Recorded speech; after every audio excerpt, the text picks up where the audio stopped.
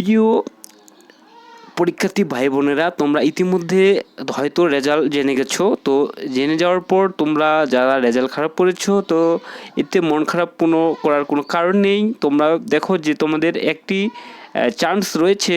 যদি তোমরা পরীক্ষা অবশ্যই ভালো দিয়ে থাকো, তাহলে অবশ্যই তোমাদের রেজাল্টটি ফিডব্যাক তোমরা পাবা। তো এর জন্য তোমাদেরকে যে কাজটি করতে হবে, অবশ্যই তোমরা আমার চ্যানেলটি সাবস্ক্রাইব করে রাখবা এবং পাশে থাকা অল বেল আইকনটি একটি ক্লিক দিয়ে রাখবা, যাতে পরবর্তী আমার ভিডিও দেওয়ার সাথে সাথে তোমরা সেটা দেখতে পাও। এবং আর বেশি কথা না বাড়িয়ে কাজের কথায় আসা যাক। তো পরীক্ষার্থী ভাই বোনেরা, তোমরা যারা খারাপ রেজাল্ট করেছো, তোমাদেরকে আমি এই কথাটি বলতে চাচ্ছি, যদি তোমাদের কাছে একটি টেলিটক সিম থেকে থাকে, তো সে সিম দিয়ে তোমরা কিভাবে এটির আবেদন করবে সেটি আমি এই ভিডিওতে দেখানোর চেষ্টা করব। তো যদি তোমাদের কাছেও না থাকে, তোমরা তোমাদের বড় ভাই অথবা বন্ধুর কাছ থেকে তোমরা সিমটি নিয়ে তোমরা এই আবেদন প্রক্রিয়াটি সম্পন্ন করতে পারবা।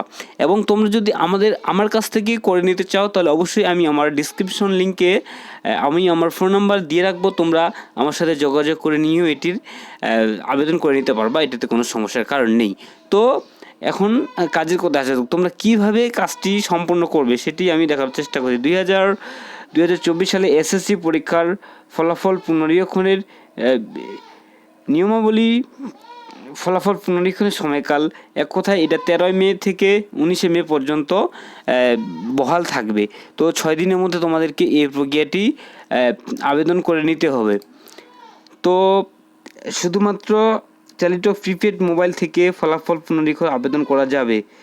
তারপরে মোবাইল ফোনের মেসেজ অপশনে গিয়ে RSC লিখে স্পেস দিয়ে বোর্ডের প্রথম 3 অক্ষর লিখে স্পেস দিয়ে রোল নম্বর লিখতে হবে, আর স্পেস দিয়ে সাবজেক্ট কোড লিখে 16222 নম্বরে SMS করতে হবে।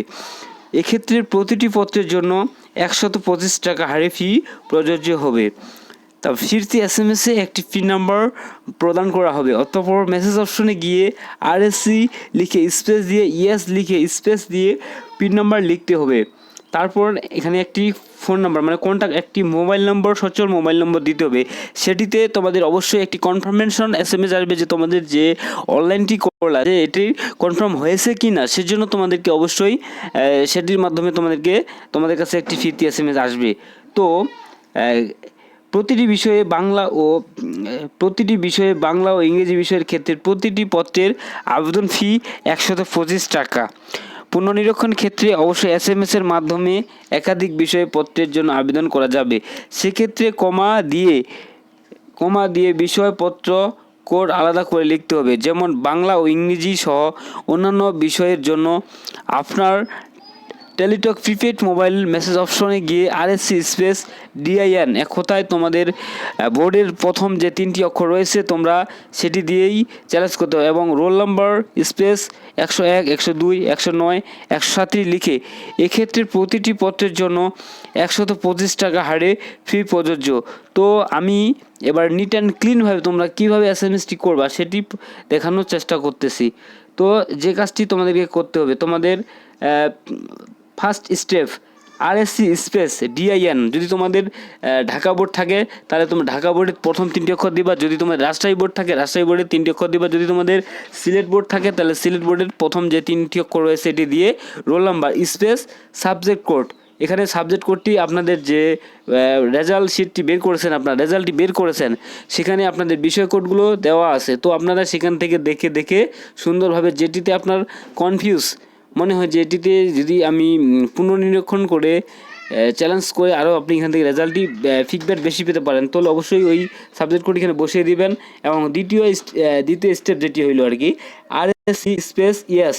এখানে একটি SMS-টি সেন্ড করার পর আপনাদের SMS-এ একটি পিন নাম্বার আসবে। এই পিন নাম্বারটি এখানে দিতে হবে। RSC স্পেস ইয়েস লেখার পর এখানে পিন নম্বরটি যে স্পেস দিয়ে পিন নম্বরটি দিতে হবে। স্পেস দিয়ে কন্ট্যাক্ট নম্বর, এখন মোবাইল নম্বরটি দিয়ে সেন্ড করতে হবে 16322।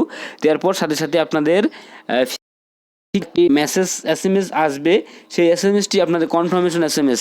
তো বন্ধুরা, এখানেই ছিল আজকের ভিডিও, এবং এটি শুরু হবে 19 মে পর্যন্ত লাস্ট।